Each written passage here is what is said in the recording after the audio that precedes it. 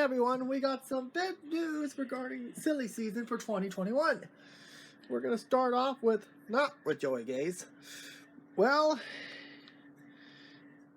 we're going to start with the big one here that dropped just a few hours ago. We now know who's taking over this ride in 2021. Who is replacing Jimmy Johnson? Well, this one was an option, but it was better than the long shot. It is Alex Bowman. Alex Bowman will be driving the 48 Ally Chevrolet in 2021. And honestly, this was a bit of a shock. And also not surprising. Alex Bowman replaced Dale Jr. to get the 88. And the reason why I also put the not surprised in here is because the 88 has been lacking sponsorships as of late.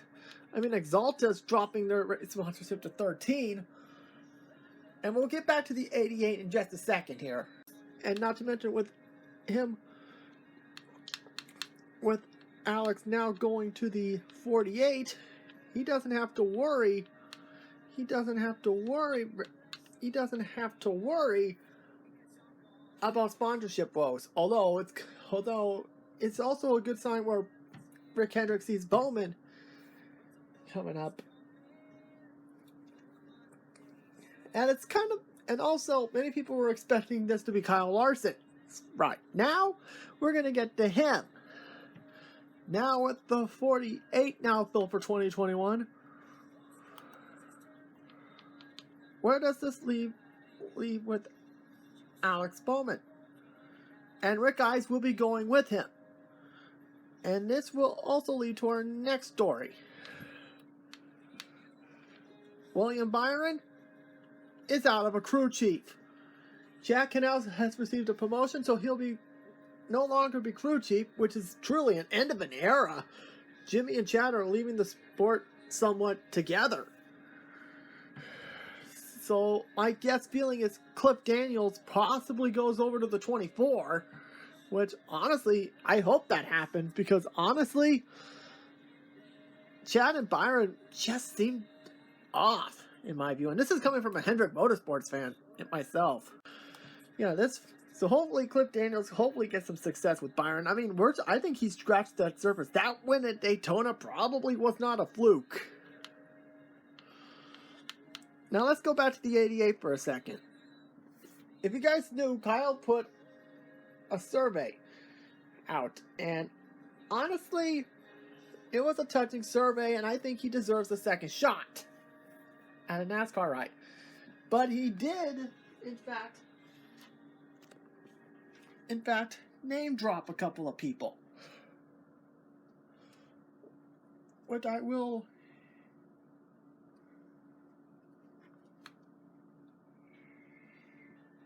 show you.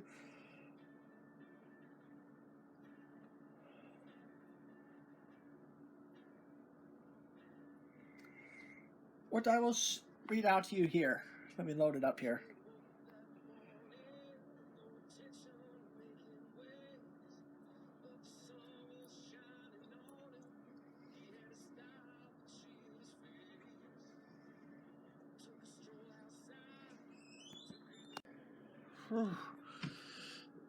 Okay.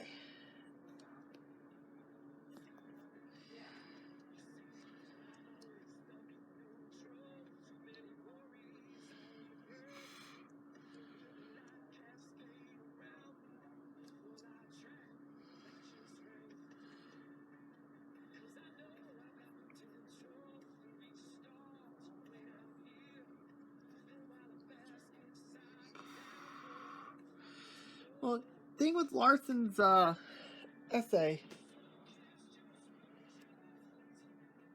Hold on. Here we go. I actually have the thing right here. It mentions Parrot Stuckley of Eastman. Well, let me load up my Safari here. Eric Stuckley is the Senior Vice President and of Chief Human Resources and a Chief Officer.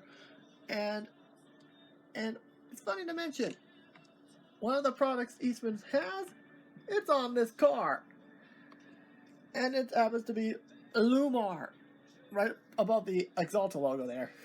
So that is itself a bit of a tease there, that all signs were signing that Larson may be going to the 88 instead of the 48, because Ally probably didn't want him. Although honestly, I would prefer Matt DiBenedetto. No. News that came out today at the time of this recording, it seems that Matt DiBenedetto will stay with the Wood brothers for one more year.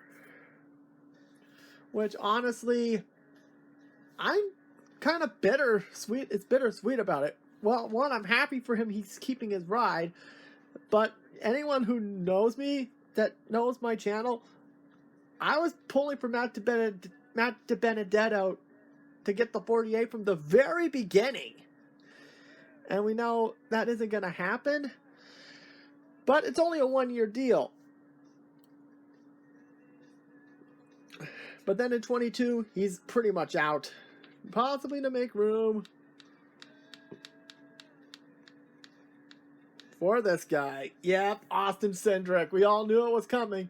He'll be running select races in 21 and a full-time Cup ride for Penske in 22. What does this mean? Does this mean will he replace technically with DiBenedetto for 22? Or another possible option, and I don't know if this is going to happen. It'll be kind of shocking if it does. He takes Brett Keselowski's spot. I honestly don't know this is going to happen. But last, but certainly not least,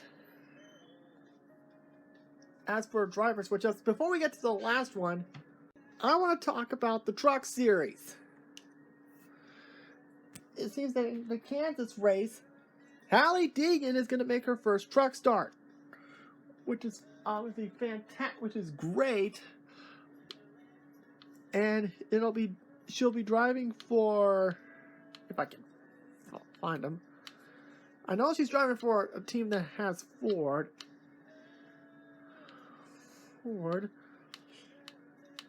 If I can find it. If I can find it. Oh, here we go. GGR Crosley.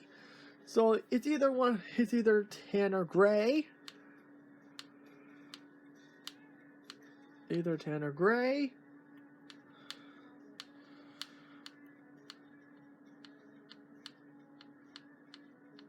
Wait.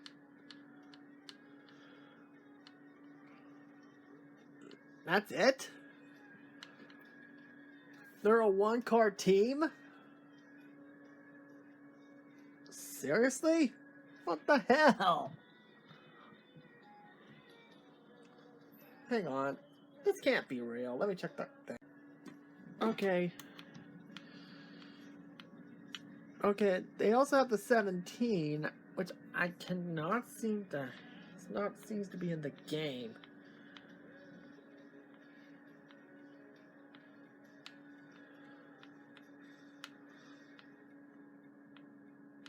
Yeah, the 17 seems to be not in the game. So yeah, Hailie Deegan will be driving in the 17 car for GGR Crosley at Kansas, which I'm actually really excited to see. Can't wait to watch that on Friday, or whenever that race is.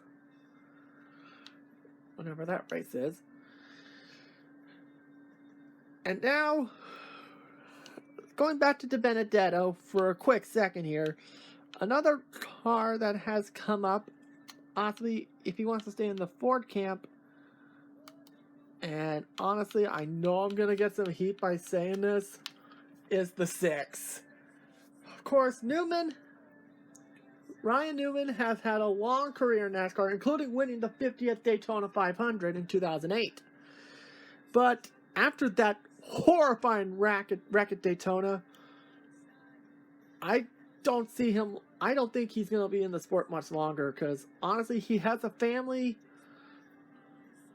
with two daughters, and honestly, maybe he's probably on borrowed time. So this could be the 6 car could be Matt DiBenedetto's in 2022. And now, before we get to the 2 final stories, one of them just broke a few minutes ago. Well, it seems that after the Bubba Wallace, Michael Jordan and Denny Hamlin thing was announced, it seems that another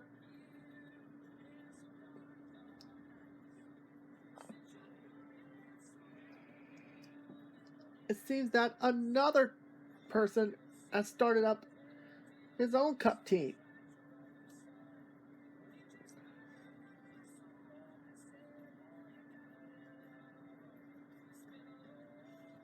Yes, you heard me right. Someone else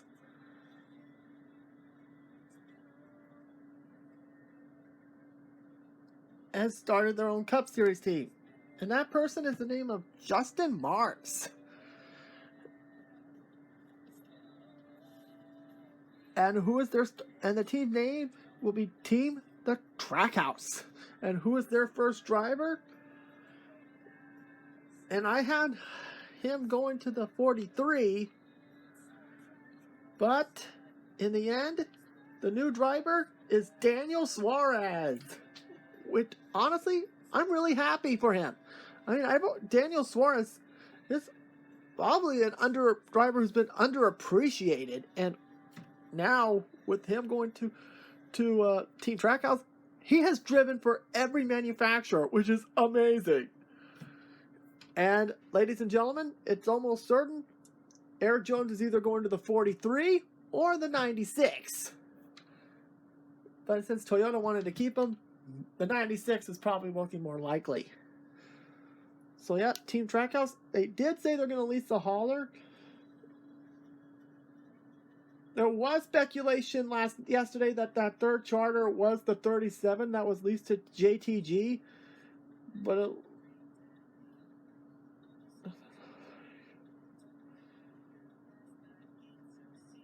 which doesn't turn out that wasn't the case. It turned out to be fake news.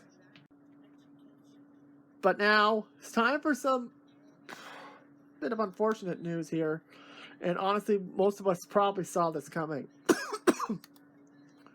Earlier today, I said earlier today, I mean like a few minutes ago. Yeah, shut up. A driver posted Twitter announcing that he is calling it quits at the end of the season. Who is the driver that's calling it quits? Clint Bowyer. He posted on Twitter saying he had a good run, and Mike Wallace got his field is suspended and got denied again. Damn about that. Yep, Clint Bowyer did announce on Twitter that this year will be his last. And honestly, I'm not surprised. But we know in 2021, he also stated he'll be joining Fox in the Fox booth on Sunday. So that's going to make it a lot livelier of him in the booth. And it's safe to say, after a few years of just Mike Joy and Jeff Gordon, we finally found DW's replacement, Clint Bowyer. And honestly, congratulations to Clint Bowyer on a great career. Although it sucks that he was involved in Spingate, which that comes off as Ty Norris's fault than Bowyer's. And I should mention, Trackhouse team has Ty Norris of all people help run the operation. Take that news for what you will. And no, I don't think we're going to get another Spingate. So yeah, to Clint, congratulations on a great career. And it's almost a certainty that the person that will replace will be in the 14 will be either Kyle Larson or Chase Briscoe. But the odds are pretty much in Chase Briscoe's favor. he's probably going to win the championship, get promoted, take the 14. I mean, who else is going to be available? Frickin' Landon Castle? But, no, I think Briscoe's got it. Alright, thanks for watching, everyone.